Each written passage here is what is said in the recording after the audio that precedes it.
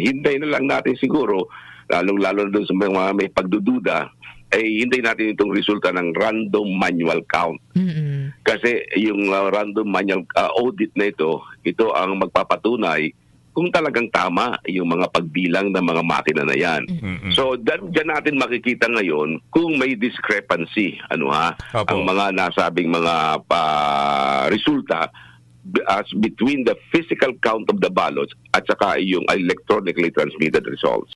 Yun sa akin, para sa akin, 90% ang grade ko para sa COMELEC, Dahil sa maaari may mga konting glitches nga, may mga konting mga makina din nag-function, pero yan naman ay sa iba't ibang mga areas. Hindi concentrated sa isang area lamang. So I call this isolated cases lamang na hindi dapat ipangamba. And as a matter of fact, kahit nagkaroon ng pagkakasira yung mga makina na yun, nabilang naman yung mga balota nung dumating yung mga makinang nasira o hindi nag-function. Walang balotang hindi nabilang